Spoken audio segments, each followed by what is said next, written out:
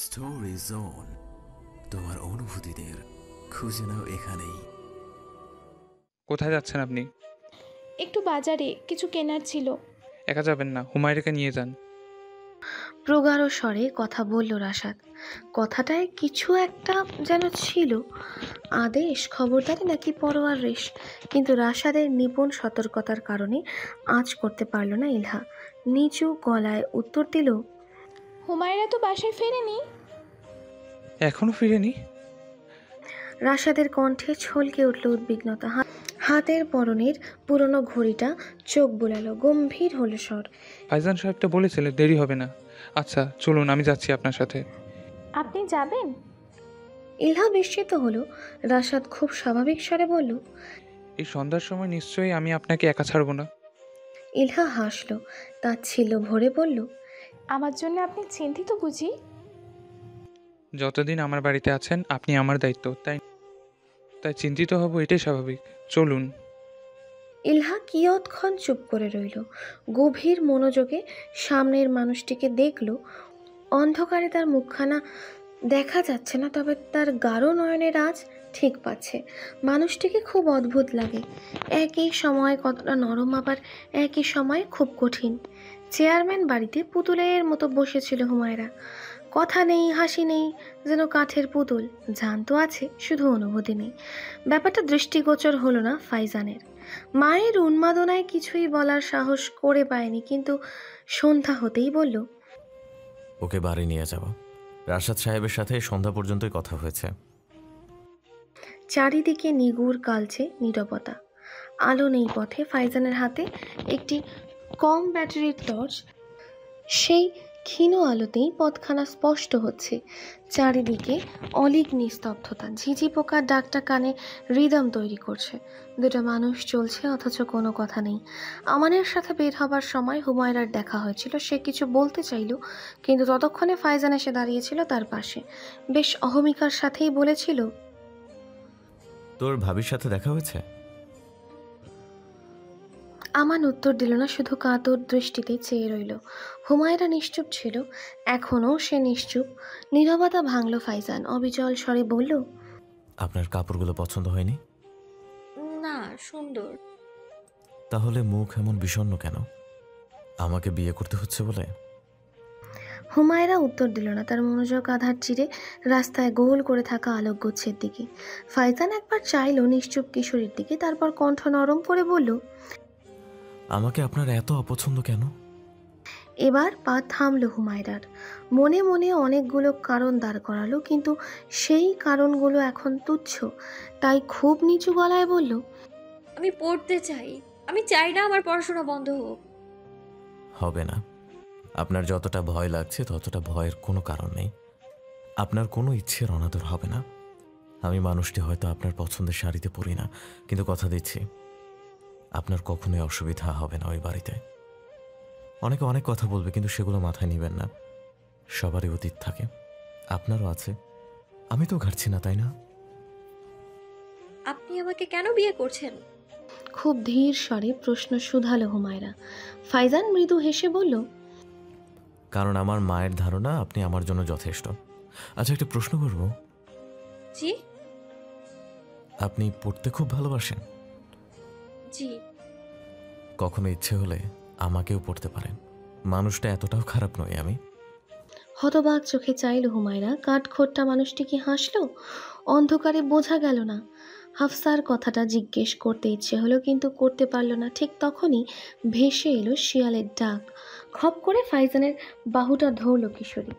ফাইজান নড়ল না, বরং খুব নিভৃতে হুমায়রার হাতটা আগলে ধরল। আশ্বাস দিয়ে বলল, আমি আছি। হুমায়রার বাসায় হলুদের অনুষ্ঠানের জাঁকজমক আয়োজন। কাগজ দিয়ে গেট বানানো হয়েছে, কাঁচা হলুদ বাটা হয়েছে। বরের বাড়ি থেকে তত্ত্ব এসেছে। সকলের চোখ যেন ছানা বড়া হয়ে আছে। এত গহনা, এত শাড়ি, এত আড়ম্বরতা।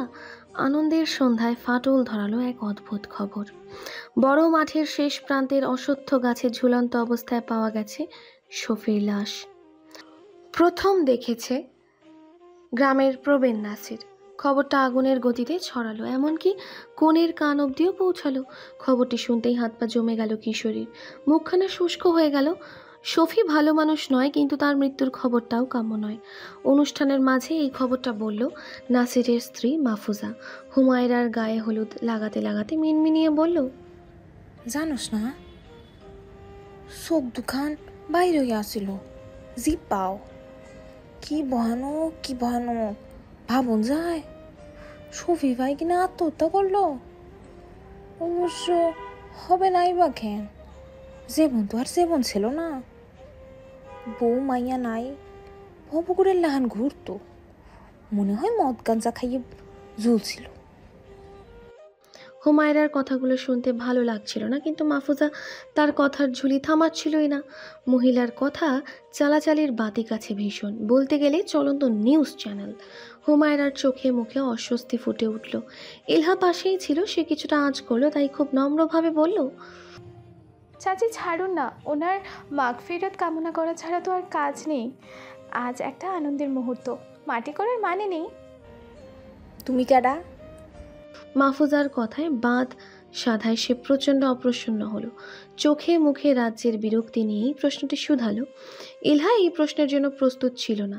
মাহফুজার কথায় সকলের দৃষ্টির কেন্দ্রবিন্দু হলো সে। পাশের মহিলারা বলে উঠল, তোমারে তো আগে দেখি নাই, কে তুমি মা? উনি আমার এক বান্ধবীর বড় ভাই, ওরা শহরে গিয়েছে তাই উনি আমার সাথে থাকছে। হুমায়রা সাথে সাথেই উত্তর দিল। তার উপস্থিত বুদ্ধিতে বেশ চমকালো ইলহা। মেয়েটি খুব শান্ত কিন্তু বেশ গুছানো স্বভাবের। সে জানে এখানে সত্যিটা বলে নানাবিধ কথার সম্মুখীন হতে হবে ইলহাকে, তাই সেই সাথে রাশাদেরও নামটিও উঠে আসবে।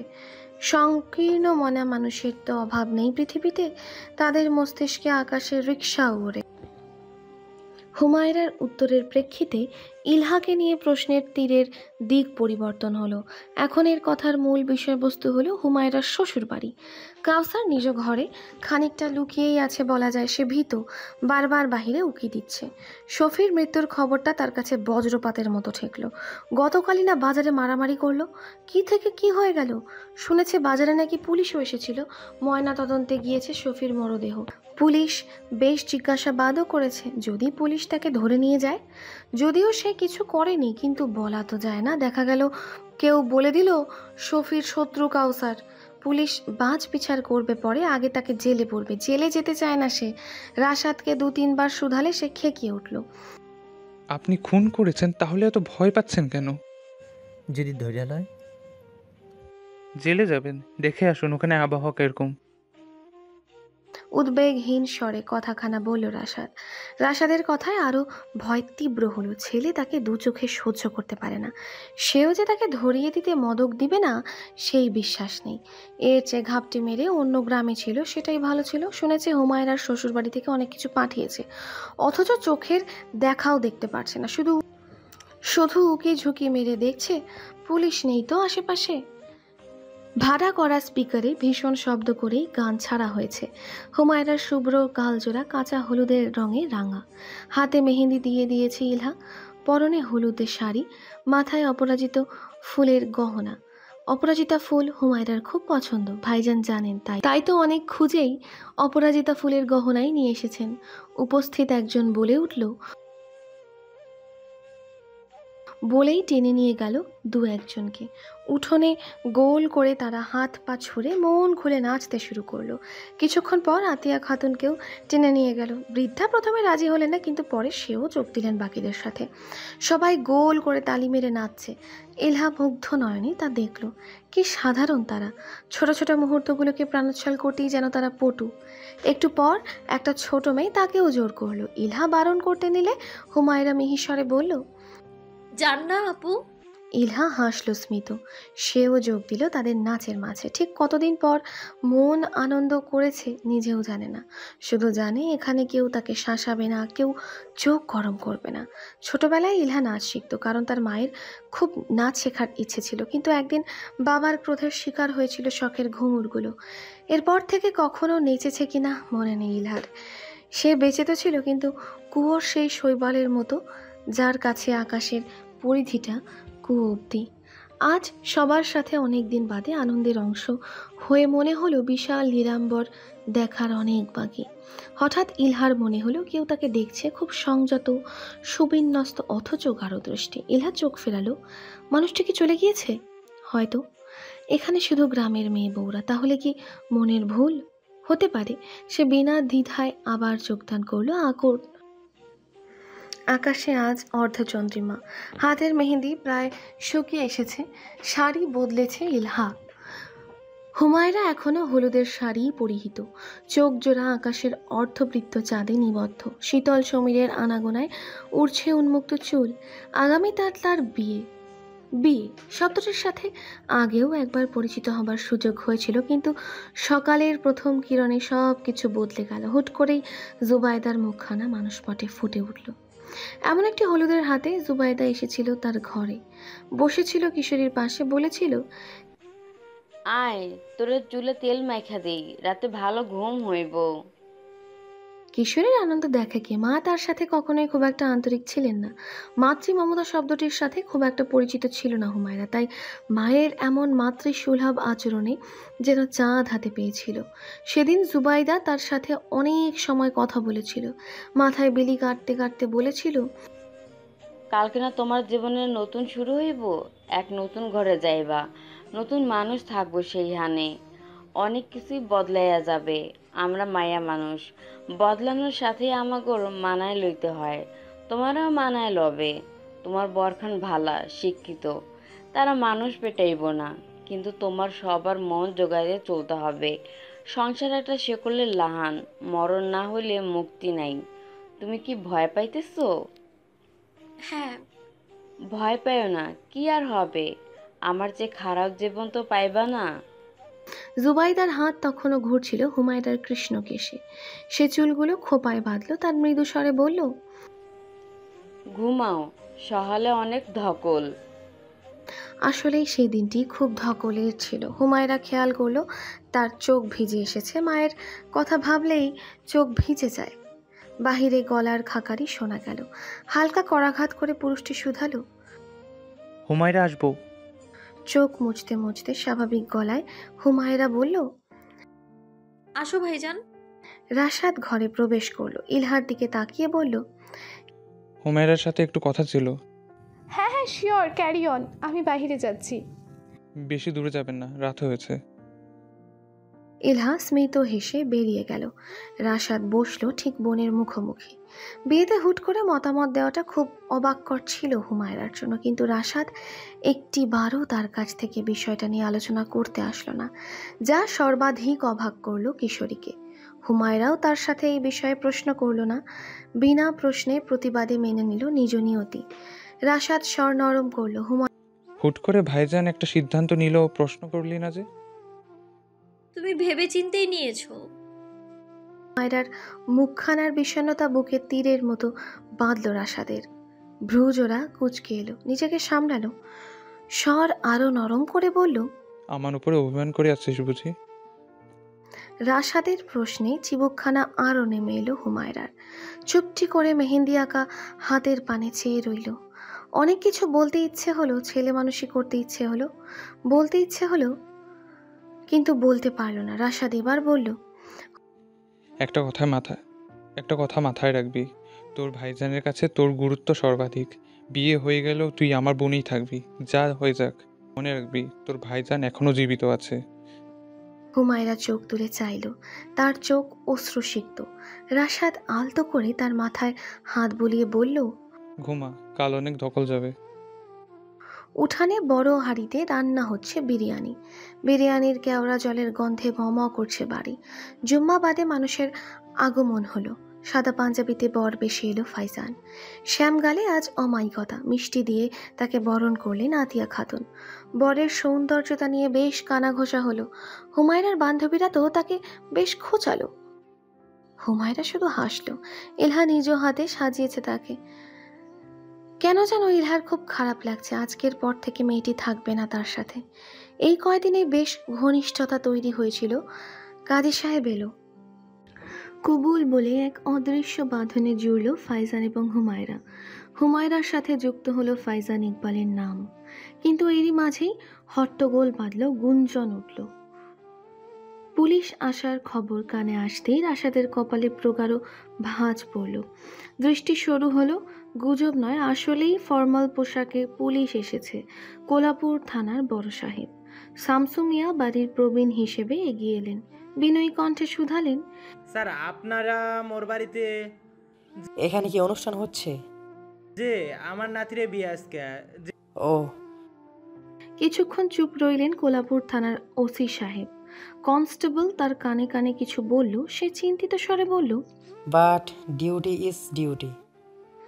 এদিকে পুলিশের নাম শুনতেই কাউসারের হাঁটু কাঁপা শুরু করেছিল। এক মুহূর্ত নষ্ট না করেই সে ছুটে গেল নিজ ঘরে। কাঠের জানালার ফাঁক দিয়ে দেখতে লাগলো পুলিশের মতিগতি। যে অনুমান করেছে সে যদি সত্যি হয় তবে তাকে জেলে নিতেই এসেছে পুলিশ। ওসি সাহেব কণ্ঠে কাঠিন্য আনলেন, কাট কাট স্বরে বললেন, আব্দুল রহমান ওরফে সাফি, চিনতেন তাকে? শামসু মিয়ার মুখ পাংশুটে বর্ণ ধারণ করলো। আমতা আমতা করতে করতে উত্তর দিলেন, যে চিন্তাম। ওনার গতকাল মৃত্যু হয়েছে জানেন? যে জানি। সেই বিষয়ে কথা বলতে এসেছি। কিন্তু কেনে? ময়না তদন্তের রিপোর্টে অনুযায়ী গলায় ফাঁস দেওয়ার জন্য মৃত্যু হয়েছে, কিন্তু ওনার স্ত্রী মতামত এটা খুন। কাউসার সাহেবের সাথে ওনার ঝগড়া হয়েছে, সেই বিষয়ে কিছু জিজ্ঞাসাবাদ ছিল। ওসি সাহেবের কথা শেষ হবার পূর্বেই রাশাদ বাদ সাধল, দাদার পাশে দাঁড়ালো। সে খুব স্বাভাবিক স্বরে বলল, দেখুন সাহেব, আজ আমার বোনের বিয়ের অনুষ্ঠানটা শেষ হলে না হয় এই জিজ্ঞাসাবাদ করবেন। রাশাদের কথা হয়তো পছন্দ হলো না কনস্টেবলের। রীতিমতো খেকিয়ে উঠল। এই আমরা তোর বাপের চাকর, তোর কথার মতো আমাদের সময় চলেনি। রাশাদ তবুও বেশ শান্ত গলায় অনুরোধ করে বলল, জানি অন্যায় অবদার করছি, কিন্তু আজ আমার বোনের বিয়ে, এই সময় এখানে জিজ্ঞাসাবাদ করলে অনুষ্ঠানের পরিবেশ নষ্ট হবে। আমি আব্বাকে পরে সময় করে থানায় নিয়ে আসব। এখানে একজনের জীবন গিয়েছে, আমাদের কাছে আমাদের কাজই জরুরি। কিন্তু তার সাথে আমাদের কোনো সম্পর্ক নেই। শুনেছি এই বাড়িতে শফি সাহেবের একবার বেশ মার খেতে হয়েছে। রাত 3টার সময় আমার বোনের ঘরে ঢোকার সাহস দেখলে তো মার খেতেই হবে। সে আমার বোনের ইজ্জতে হাত দিতে গেছিল। বাজারে আব্বা তাকে মেরেছিল এই কারণেই। সে আমার বোনের নামে অকথ্য রটনা রটাচ্ছিল। কিন্তু মারা আর এক্কেবারে মেরে ফেলাটা আলাদা, তাই না? রাশাদের কাট কাট উত্তরে বড় সাহেবের দাম্ভিকতায় আঁচ লাগলো ভীষণভাবে। সে ক্ষিপ্র স্বরে বলল, পুলিশের কাজে আপনি কিন্তু বাধা দিচ্ছেন। আমি চাইলে আপনাকে অ্যারেস্ট করতে পারি। আমি অনুরোধ করছি। এই কাদের সরাও এটাকে। রাশাদ প্রতিবাদ করার আগেই উগ্র কনস্টেবল তার কলার টেনে ধরল পেছন থেকে।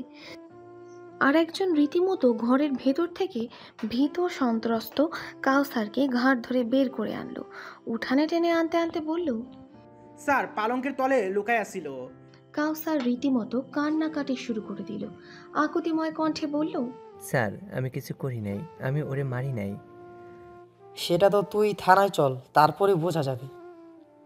ওসি সাহেব হুকুম দিলেন কাউসারকে গাড়ি তোলার জন্য। তার কথা অক্ষরে অক্ষরে পালন করতেই উঠে পড়ে লাগলো কনস্টেবলরা। একেবারে টেনে হিচড়ে গাড়িতে ওঠানোর প্রচেষ্টা করলো কাউসারকে। হাতে পড়ালো লৌহ হ্যান্ডকাফ। রাশাদের বিরক্তিতে চোয়াল শক্ত হয়ে আসলো। সে নড়তে চাইলে কনস্টেবল তাকেও দু ঘা দিতে বাকি রাখলো না। উৎফুল্ল স্বরে বলল, এটারে তুলি স্যার। তোলো। বিয়ে বাড়ির আমেজখানা মূর্ছিত হলো নিমেষে। ভাইজানকে পুলিশ ধরেছে খবরটা অন্দরমহলেও গেল। সাথে সাথেই নববধূ সব লাজ শরম ছেড়ে ছুটে উঠানে এলো। শামসু মিয়া তখন ছেলে নাতির জন্য আকুতি মিনতি করছে। কিশোরীর মাথায় সোনালি পাড়ের লাল ওড়নাটা খসে গেল। সে ছুটে গেল ওসির কাছে, কাঁপা স্বরে বলল, ভাইজানকে কেন নিচ্ছেন? আমার ভাইজানকে নিবেন না?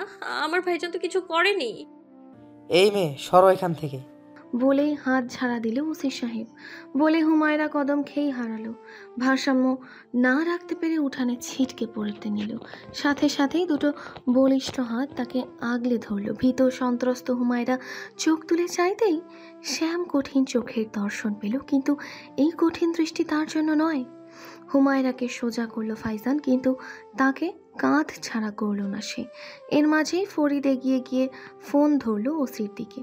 ওসি প্রথমে অবাক হলো, ক্রোধিত স্বরে বলল, কি এটা? কথা বলুন।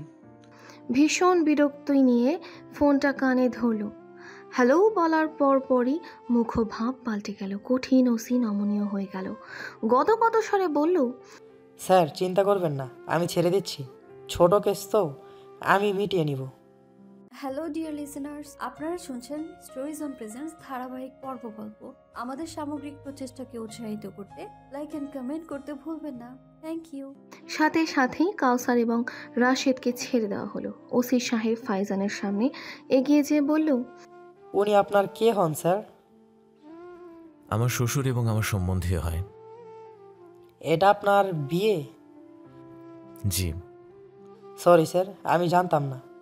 স্বাভাবিক, আমি তো থানায় থানায় বিয়ের নিমন্ত্রণ দিয়ে আসিনি। এখন তো জানেন, আশা করি এই ভুল আর হবে না। ওসি সাহেবের মুখে মৃদুর জমল। ফাইজান তার ঠোঁটের হাসি বিস্তৃত করে বলল, আমি আর আপনি দুজনই জনগণের সেবক। সেবক যদি শোষক হয়ে যায় তাহলে শোষণের বিচার কে করবে? ওসি চুপ করে থাকে। ফাইজান তখন খুব শীতল স্বরে বলে, আপনি এখানে আপনার কাজ এসেছেন, কিন্তু যেহেতু আমার শ্বশুর আব্বা কিছুই করেননি, তাই ব্যাপারটা পোলাইটলিও হ্যান্ডেল করা যেত। যাকে এসেছেন যখন, খেয়ে জিজ্ঞাসাবাদ করেই তারপর যাবেন। ফাইজান কাউসারকে নিজের শ্বশুর বলায় তার বুক চওড়া হয়ে গেল, যেন ভয় সন্ত্রাস যেন উবে গেল। যে কাউসার চোরের মতো লুকিয়ে থাকতো, সে এখন বুক চিতিয়ে দাঁড়ালো জিজ্ঞাসাবাদের জন্য। শামসু মিয়াও বেশ উৎফুল্ল হলেন, কিন্তু রাশাদ রইল মৌন, কোনো কথা বলল না। ফাইজান সকলের সামনে হুমায়রার মাথার ওড়না ঠিক করে দিল। খুব মোলায়েম স্বরে বলল, ভেতরে চলুন হুমায়রা। পৌষের আকাশে মেঘ করেছে, ভারী কৃষ্ণ মেঘ। সেই সাথে ভার হয়ে আছে উঠানের প্রতিটি মানুষের হৃদয়। মিয়ে এসেছে অনুভূতিগুলো, চোখে অশ্রুরূপে জমেছে বিচ্ছেদের বিষাদ। হুমায়রা এখন আর এই বাড়ির একনিষ্ঠ সদস্য থাকবে না। তার গন্তব্য এক অজানা বাড়ি, যা এখনো সে দেখেও নি।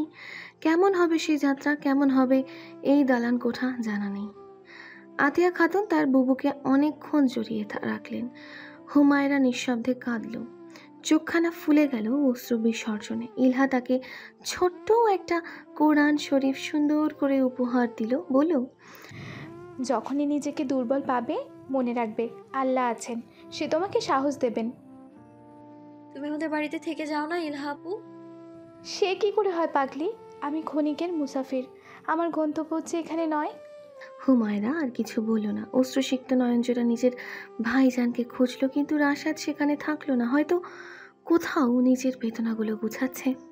বোনের বিদায় এখন সহ্য করার মতো সাহসটি হয়তো নেই তার। ভাইজানকে কাঁদতে দেখার ইচ্ছা হলো না হুমায়রারও, তাই যাবার ক্ষণে দাদিকে বলল, ভাইজানকে বলো না যেন অনিয়ম না করে। অনেক ঘাটে সে, অনিয়ম করলেই অসুস্থ হয়ে যাবে। গাড়িতে পাশাপাশি বসে রয়েছে ফাইজান এবং হুমায়রা। তাদের মাঝের দূরত্ব বেশি নয়, কিন্তু মনের ফারাক অনেক। ধরণীতে তখন বৃষ্টির ধার নেই, বাহিরে তাকালে বোঝার উপায় নেই, অথচ গাড়ির কাঁচ ভিজে গিয়েছে। বাতাবরণ শীতল তখন। হুমায়রার চোখ জোড়া অশ্রুসিক্ত, নাক ঠোঁটে রক্তিম আভা, তবুও তার চোয়াল শক্ত। স্থিরভাবে বসে আছে সে, দাঁত দিয়ে ঠোঁট চেপে ফুপানো দমিয়ে রাখছে। রক্তিম চোখ দিয়ে তাকিয়ে আছে বৃষ্টি স্নাত প্রকৃতির দিকে। হঠাৎই তাকে অবাক করে তার সামনে নিজের রুমালখানা ধরল ফাইজান। খুব মোলায়েম স্বরে বলল, আমার সামনে আপনি কাঁদতে পারেন হুমায়রা, আমি বিরক্ত হব না, আবার মিছে সমবেদনা দিব না, তাই নিজেকে গুমরে রাখবেন না। হুমায়রা অশ্রু বাঁধ ভাঙল, গড়িয়ে পড়ল গালবে। ডান হাতে রুমালটি নিল সে। ফাইজান নিঃশব্দে হাসল, কেবল কিছুই বলল না, বরং দৃষ্টি ফেরালো বাহিরের দিকে। দৃষ্টি স্থির রেখে ফরিদকে বলল, এসি কমিয়ে দাও, হুমায়রা ঠান্ডা লাগছে। বর্তমানে শ্বশুরবাড়ি বললে চেয়ারম্যান বাড়ি। পুরনো দোতলার প্রকাণ্ড লৌহ গেট পার হয়ে যখন দাঁড়ালো সদরে, তখন দই মিষ্টি দিয়ে তাদের বরণ করলো সালমা। শরীফা এক কোণে দাঁড়িয়ে আছে, তার মুখখানা উজ্জ্বল। নিজের পুত্রবধূকে পারলে মাথায় করে রাখে সে। বরণের কিছু সময় বাদেই ফাইজান একটি ফোন আসায় বেরিয়ে পড়ল। হুমায়রা থেকে গেল গ্রামের মহিলাদের মাঝে। চেয়ারম্যান কন্যা পিহু তাকে নিয়ে গেল ফাইজানের ঘর। আশ্চর্য ব্যাপার, ঘরটি একেবারে সাজানো হয়নি, এমনকি পর্দাও বদলানো হয়নি। পিহু তাকে খাটে বসাতে বসাতে বলল। হুমায়রা মাথা দুপাশে দোলালো। সে কিছু মনে করেনি, তবে বরের ঘরটা নিপুণভাবে পর্যবেক্ষণ করতে লাগলো। নেতা সাহেব বই পোকা সেটা বুঝতে সময় লাগলো না, কারণ তার ঘরের ছোট টেবিলে কম করে হলেও 20টা বই পরপর রাখা। কেউ ঘুরেতে আসলেও যদি বই নিয়ে আসে, তবে বুঝতে হবে মানুষটি বই খেকো প্রাণী। পিহু মেয়েটি সর্বদাই বেশ বাঁচাল। সে গেল না, পাশে বসেই তার ভাইচার গুণগান করতে লাগলো। গদগদ স্বরে বলল, ভাবি, ফাইজান ভাইয়া তোমারে খুব পছন্দ করে। যেমন হিরোর মতো ধরলো, আমি তো ভাবলাম সিনেমা দেখতেছি। তোমাদের একসাথে মানাইছেও, কিন্তু ভালোই হয়েছে তোমার সাথে বিয়ে হয়েছে। তুমি বলে আমি কথা বলতে পারতেছি। আমি আবার বেশি কথা বলতে পারি না, জানোই তো। তোমারে ভাবি বলতে হবে ভেবে প্রথম প্রথম কেমন যেন লাগতেছিল, কারণ তুমি আমার ছোট। তুমি আমার হুমায়রাই বলো, আমি কিছু মনে করব না। কিন্তু ফুপু কান ছিঁড়ে ফেলবে। ফুপুরে চেনো না, মহিলা 1 নম্বরের হিটলার। হিটলারও তারা সালাম দিবে। এই মহিলারে শুধু থামাইতে পারে ফাইজান ভাইয়া। কিন্তু আমি তুমিও তারা চুপ করাতে পারো। হুমায়রার খুব ক্লান্ত লাগছে, কাঁদার কারণে চোখ ফুলে গেছে, মাথা ভার লাগছে। একটু ঘুমানো গেলে মন্দ লাগতো না, কিন্তু পিহু যাবার নামই নিচ্ছে না। সে যে কত কথা বলতে পারে সেই পরিচয় এই 1 ঘন্টাই দিয়ে দিয়েছে। এর মাঝেই সালমার ডাক পড়লো, তাই হুমায়রাকে একা রেখে বাধ্য হয়ে যেতে হলো পিহুকে। হুমায়রা হাফ ছাড়লো, দরজা ভিজিয়ে দিল, ওড়নাটা খুলে রাখলো। নিজের ব্যাগটা থেকে একটা 3 পিস বের করে পড়লো। বড় জানালাটা দিয়ে উত্তরিয়া বাতাসের থাবায় উড়ছে পর্দাটা। ভেজা চুলগুলো মেলে গায়ে এলিয়ে দিল হুমায়রা। ঠান্ডা লাগছে, কিন্তু গায়ে দেবার মতো কিছু পেল না সে। ঘরের নির্জন শীতলতায় কখন যে চোখ বুজে এলো নিদ্রায় জানা নেই। যখন চোখ খুলল, তখন ভোরের শীতল কিরণ ঘরে দাপাদাপি করছে। পাশের মানুষটি রাতে ফেরেনি, কিন্তু অবাক্কর ব্যাপার, তার গলা অবধি কম্বল টানা, কিন্তু পাশের অংশটি শীতল। হুমায়রা বিছানা ছাড়ল, লম্বা ঘন কৃষ্ণকেশ খোপায় বাঁধল। নামাজ পড়ে নিজে যেতেই জানতে পারল তার বর তার কাজে ঢাকা গেছে। শরীফা তো ক্ষেপে ফুলে আছেন ছেলের এমন নির্বুদ্ধিতায়। হুমায়রাও কোথাও না কোথাও মনক্ষুণ্ণ হলো। এই মানুষটির সাথে কি করে কাটাবে সে সংসার জীবন? রাশাদ সকাল সকাল তৈরি হয়ে গেল, ঘরটা ফাঁকা ফাঁকা লাগছে খুব। হুমায়রার ঘরের দিকে তাকাতেই মনটা খারাপ হয়ে গেল তার। মনে হলো এই বুঝি বোন বেরিয়ে আসবে ছাতা নিয়ে বলবে। কথাটা ভাবছিলই তখনই সেই ঘর থেকে ছাতা নিয়ে বেরিয়ে আসলো ইলহা। পরনে খুব সাধারণ একটা জামা, তবুও ভোরের স্নিগ্ধতা যেন তাকে অনন্য করেছে। ছাতাটা রাশাদের দিকে এগিয়ে দিয়ে বলল, বৃষ্টি হতে পারে, নিম্নচাপ চলছে, এই ছাতাটি নিয়ে যান। রাশাদের দৃষ্টি তখন ইলহাতে আবদ্ধ, স্থির মুগ্ধকর দৃষ্টি। কিছু বলতে যেও বলা হলো না, নির্বাক ছাতাটি নিল। তখনই ইলহা বলল, একটু বিরক্ত করব, অনুমতি আছে? আপনি কবে থেকে অনুমতি প্রয়োজন? শুরু থেকেই। আমি কি এখনো বলছি সেটা? আচরণে বোঝা যায়। ভুল বুঝছেন। তাহলে বিরক্ত করব বলছেন? রাশাদ উত্তর দিল না। ইলহা মৃদু হেসে বলল, আমাকে একটু বাজারে নিয়ে যাবেন? আমার কিছু মেল চেক করার ছিল, এখানে নেটওয়ার্ক পাচ্ছি না। এত সকালে তো কোনো নেটের দোকান খোলা থাকবে না। হো। ইলহার কণ্ঠ মিয়ে গেল। রাশাদ তখন বলল, বিকেলে তৈরি থাকবে, নিয়ে যাব। ঘুরতে? যা মনে করেন। রাশাদ দাঁড়ালো না, হন হন করে বেরিয়ে গেল। ইলহা হাসলো। কেন যেন নাতি সাহেবকে তার ভালো লাগছে। এই ভালো লাগাটা ঠিক কেমন তা সব তো ব্যাখ্যা করতে পারবে না, শুধু এটুকু জানে মানুষটির কাঠিন্যের মাঝেও অমায়িকতা লুকিয়ে থাকে যেন, যা তাকে মুগ্ধ করে। প্রকাণ্ড দোতলার ছাদটা একেবারেই খোলামেলা, মাটিতে শ্যাওলার কেউ আসে না বলে পরিষ্কারও করা হয় না। দুপুরের অবসরে চুপি চুপি হুমায়রা আজ উপরে উঠেছে। এই বাড়িতে আজ তার 3 দিন। শাশুড়ি মা মোটেই পিহুর বচন অনুসারে জল্লাদ নয়, বরং বাছাল প্রকৃতির মজার মানুষ। হ্যাঁ, তার রাগ নাকের টকায় থাকে, তাই তো নিজের ছেলে কথায় গাধা বলতেও বাধে না। সালমা মামি খুবই মিশুক, মনেই হচ্ছে না সেটা তার মামা শ্বশুর বাড়ি, কারণ বৌমা বৌমা করে সকলেই তাকে মাথায় করে রেখেছে। এই কৃতিত্ব অবশ্য শরীফার একার। ফাইজান আসলে বউ ভাত হবে, তারপর তারা ফিরবে নিজ গৃহে। হুমায়রার মন্দ লাগছে না, তবে কোথাও যেন সে দ্বিধাগ্রস্ত। বাড়ির চাকররা যখন রসিয়ে রসিয়ে প্রেম প্রীতি, বিশেষ করে স্বামীর সোহাগের কথা বলে, তখন সেই দ্বিধা গলায় কাটার মতো লাগে হুমায়রার। অষ্টাদশীর মাথায় তখন প্রশ্ন উঠে হাজার। তুমি কেন বিয়ে করলে ফাইজানকে? হঠাৎ পুরুষালী কণ্ঠে চিন্তার মেঘে ছেদ পড়ল। খানিকটা চমকালো হুমায়রা। পেছনে ফিরতেই আমানের মুখোমুখি হলো। সাথে সাথেই যাবার জন্য তৎপর হলো সে। ঠিক তখনই হাতখানা টেনে ধরল আমান। ক্ষুব্ধ স্বরে বলল, আমি আর ফাইজান কি খুব আলাদা? হাত ছাড়েন আমান ভাই। ও তোমাকে ভালোবাসে না হুমায়রা, তাই তো তোমাকে ফেলে চলে গিয়েছে। হাত ছাড়েন আমান ভাই। আমানের গা থেকে বিশ্রী গন্ধ আসছে। সে যে নেশা করে এসেছে সেটা বুঝতে বাকি থাকলো না হুমায়রার। আমানের হাত ছাড়ানোর জন্য মরিয়া হলো সে। কঠিন স্বরে বলল, আমান ভাই ভুলে যায় না আমি আপনার ভাবি হই। হাত ছাড়েন আমার। আমি অন্য কারোর বউ, আমারে ছোঁয়ার অধিকার নেই আপনার। কিন্তু তুমি তো আমার বউ হইতে পারতা হুমায়রা। আমানের কাতর স্বর শুনেও না শোনা করলো হুমায়রা। নিজের সমস্ত জোর দিয়ে হাত ছাড়ালো। রোষপূর্ণ স্বরে বলল, আর কখনো এই কাজ করবেন আমান ভাই, নয়তো আমি সবাইরে ডাকবো। বলেই তড়িৎ গতিতে ছাদ ছাড়ল। হাতের কবজি লাল হয়ে গেছে হুমায়রা। সে বুঝে না এই মানুষটি এখনো কেন মিথ্যে প্রেমের দোহাই দেয়।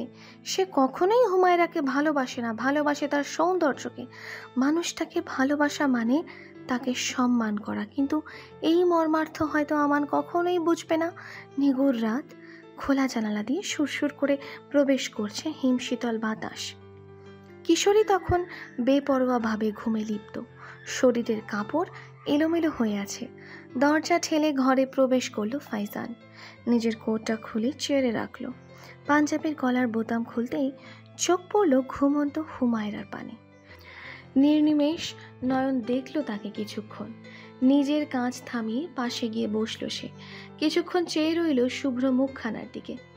স্থির সেই চাহনি। বাতাসের ঝাপসায় এলোমেলো চুলগুলো খুব সন্তর্পণে কানের পেছনে গুজল।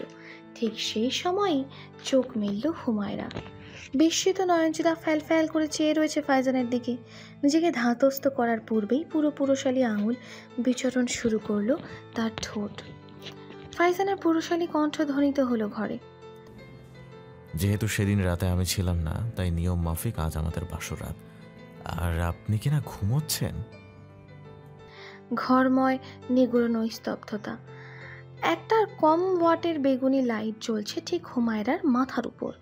সেই বেগুনি রঙে স্পষ্ট দেখা যাচ্ছে ফাইজানের মুখশ্রী। তার স্থির মোহগ্রস্ত চাহনি তার বিভ্রান্ত করল।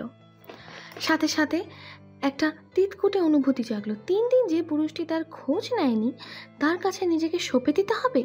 বিয়ে মানেই কি শুধু দেহের চাহিদা? অবসন্ন কণ্ঠে শুধালো, তাহলে আমার কি করা উচিত? এই প্রশ্নের উত্তর ভেবে দেখিনি, তবে ঘুমানোটা মোটেই উচিত নয়। হুমায়রা চোখ মেলে চাইল। ফাইজান তার খুব কাছে, এতটা কাছে যেখানে নিঃশ্বাসের শব্দও কানে আসে। সেই সাথে নাকে এলো তীব্র কড়া মিষ্টি একটি গন্ধ। এই গন্ধটা আগেও পেয়েছিল সে যখন ফাইজানের খুব সন্নিকটে এসেছিল। ফাইজানের এই সুগন্ধিটা কড়া, কিন্তু নাকে ঝাঁঝালো লাগে না, অনেকটা ফুলের মতো। কণ্টকের কাছে ফুলের গন্ধ, বিষয়টা অবাক লাগলো। হাসিও পেল হুমায়রা। যে মানুষের ফুলে অ্যালার্জি, সে কি ফুলের সুগন্ধি পরিধান করে? হুমায়রার ঠোঁটে মিষ্টি হাসির প্রলেপ থেকে ফাইজানের ঠোঁটও এক চিলতে হাসি দখল করলো। ঈষৎ বিস্মিত ভাব এনে বলল, আজকে ধার দেখাবেন না? ধার দেখালে আপনি মানবেন? যদি বলি আমাকে ছুবেন না, মানবেন? আমাকে কি খুব দরজাল মনে হয় আপনার? হ্যাঁ হয়। যেভাবে তাকান যেন আমি আপনার কোনো মূল্যবান সম্পদ হাতিয়ে নিয়েছি। নেননি বলছেন? কি নিয়েছি? আমার মাকে, তাকে বশ করে আমার বিরুদ্ধে করেননি? হুমায়রা চোখ ছোট ছোট করে চাইল, হতাশ গলায় বলল, আমি তাকে বশ করেছি। করেছেন, অবশ্যই করেছেন, নয়তো আমার সমাবেশে সে ফোন করে আমাকে গাধা বলে সম্বোধন করতো না। ফাইজানের অভিযোগে হেসে উঠল হুমায়রা। খিলখিল হাসি ধ্বনিত হলো, নিস্তব্ধ করে। ফলে চুরমার হলো সেই নিস্তব্ধতা। ফাইজান মুগ্ধ হয়ে দেখল সেই হাসি। খুব আস্তে বলল, আপনি সত্যি খুব সুন্দর হুমায়রা। ফাইজানের কথাটার মাঝে কিছু একটা ছিল। হাসি উবে গেল হুমায়রার, নেত্র পল্লব ঝুঁকল লজ্জায়, গালখানা ঈষৎ উষ্ণ হলো। ফাইজান কিছুটা ঝুঁকল, দূরত্ব ঘুচল বেশ খানিকটা। হুমায়রার গলার কাছে ঠোঁটখানা ছোঁয়ালো আলতোভাবে। হুমায়রা কেঁপে উঠল সাথে সাথে, শিহরণ বয়ে গেল শির তারা বেয়ে। ঈষৎ ব্যথায় শব্দ করে উঠল সে। সাথে সাথে ফাইজান তাকে ছেড়ে দিল, আহ্লাদি ছোঁয়ায় হাত বুলালো মাথায়, মৃদু হেসে বলল, আজকের জন্য এটাই থাকুক, আপাতত স্ট্যাম্প করে রাখলাম, দখল খানার সময় বুঝে করব। কালকে খোবা করে রাখবেন, যাতে এই দাগটা সবাই দেখতে পারে আর বুঝতে পারে আপনি আমার সকলভাবে বৈধ স্ত্রী। হুমায়রা বিমূঢ় চাইল, অবসন্ন হৃদয়ে শুধালো, হুমায়রা, আমি আপনার একচ্ছত্র সম্পত্তি বুঝি? ভুল বললেন, আপনি আমার একচ্ছত্র সম্পদ। আলাদা নাকি? অফকোর্স, সম্পত্তি তো নির্জীব বস্তু, যা সহজে হস্তান্তর করা যায়। আপনি হস্তান্তর অযোগ্য, অমূল্য, যাকে খুব কষ্ট করে তার ভাইজান রাজি করে নিয়ে এসেছে। তাহলে এক কি করে হয়? ফ্যাল ফ্যাল করে চাইল ফাইজানের দিকে, দ্বিধাগ্রস্ত স্বরে বলল, আপনি অনেক খেয়ালই করেন। জান, আর করব না। একটা প্রশ্ন করি? করুন। আপনি এই বিয়েটা কেন করছেন? এখন বলবেন না আপনি আমায় ভালোবাসেন। হুমায়রার সহসা প্রশ্নে অবাক হলো ফাইজান, দৃষ্টি সজাগ হলো। মেয়েটির বুদ্ধিদীপ্ততা তাকে বিস্মিত করলো আরও একবার। আলতো হাতে তার নরম গাল ছুলো সে, খুব মোলায়েম স্বরে বলল, মিথ্যে বলবো না, আমি সত্যি আপনাকে ভালোবাসি না হুমায়রা। আপনাকে বিয়ে কেবলমাত্র আমি মায়ের জন্যই করেছি। হুমায়রা উত্তরটা জানতো, তবুও কেন যেন মিইয়ে গেল ভেতরটা। এক দম বন্ধ অনুভূতি হলো। সে কি অন্য কিছু আশা করছিল? হয়তো। ধীর গলায় শুধাতে ইচ্ছে হলো, তবে কি হাফসাকে এখন আপনার মনে পড়ে? কিন্তু প্রশ্নটা বিয়ের 3 দিনের মাথায় কথাটা অসংযত, তাই প্রশ্নটা গিলে নিল হুমায়রা। ফাইজান নিজ থেকেই বলল,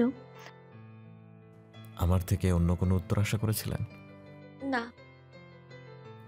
তাহলে চোখ মুখ এমন আশারিয়া মেঘ জমলো কেন আপনার? ভাবছি তাহলে বিয়ে থেকে আপনার দাবি কি? কিছু না, যতটুকু আপনি আশকারা দিবেন ততটুকুই। তাহলে এই দাগ কেন? আমি তো আশকারা দিইনি। বাধাও দেননি। হুমায়রা চুপ করে গেল, লজ্জায় মুখ থেকে কথা বের হতে চাইল না। দৃষ্টি নেমে গেল আপনা আপনি, সেই সাথে চিবুকখানাও। ফাইজান আলতো হাতে চিবুকখানা ধরে তার দৃষ্টি নিজের দিকে ফেরালো, খুব নম্র কোমল স্বরে বলল, আমার বাবা একজন রাজনীতিবিদ ছিলেন। বাড়ির সকলের অমতে মা তাকে বিয়ে করে। খুব সুন্দর প্রেম কাহিনী, তাই না? কিন্তু প্রেম কাহিনী খুব বেশি দিন দীর্ঘস্থায়ী ছিল না। কিছু দুষ্কৃতিকারীরা তাকে মেরে ফেলে। আমি তখন 14 বছর বয়সের। মা আমাকে নিজ হাতে বড় করেছেন, তাই তার সব চাওয়া পাওয়াগুলো আমার কাছে বিধির বিধান। কিন্তু এবার আমি তার ইচ্ছের বিরোধিতা করেছিলাম, কারণ আমার অনির্দিষ্ট জীবনের কাছে একজন 18 বছরের মেয়েকে জড়ানোর ইচ্ছে আমার কোনো কালই ছিল না। তাহলে বিয়েটা করলেন কেন? কারণটি আপনি হুমায়রা। ওই যে বললাম, আমার মাকে আপনি বশ করে ফেলেছেন। এখন আমি অনেকটাই নিশ্চিন্ত, জানেন, আমার যদি কিছু হয়েও যায় আমার মা একা হবে না। হুমায়রা উদ্বিগ্ন হলো ঈষৎ, ব্যাকুল স্বরে বলল, আপনার কি হবে? কত কিছুই তো হতে পারে। ওই যে বললাম, আমার জীবনটাই অনির্দিষ্ট। হুমায়রা চুপ করে রইল। ফাইজান আলতো চুমো আঁকলো তার কপালে, উষ্ণ ঠোঁটের স্পর্শে কেঁপে উঠল সারা শরীর। অদ্ভুত শিহরণে আবেশিত হলো কিশোরী। ফাইজান তার মাথায় আলতো করে হাত বুলিয়ে বলল, আপনি ঘুমিয়ে যান হুমায়রা, রাত হয়েছে। আপনি ঘুমোবেন না? ঘুমাবো, একটু হাতের কাজ বাকি। বলেই উঠে গেল ফাইজান। আলমারি থেকে টি শার্ট আর ট্রাউজার বের করে বাথরুমে চলে গেল। হুমায়রা দীর্ঘশ্বাস ফেলল। গলার কাছে কামড়ের জায়গাটা জ্বলছে। লোকটাকে এখনো বুঝে উঠতে পারছে না। সত্যি এক অদ্ভুত প্রহেলিকা সে। হ্যালো ডিয়ার লিসেনার্স, আপনারা শুনছেন স্টোরিজ অন প্রেজেন্স ধারাবাহিক পর্ব গল্প। আমাদের সামগ্রিক প্রচেষ্টাকে উৎসাহিত করতে লাইক অ্যান্ড কমেন্ট করতে ভুলবেন না। Thank you.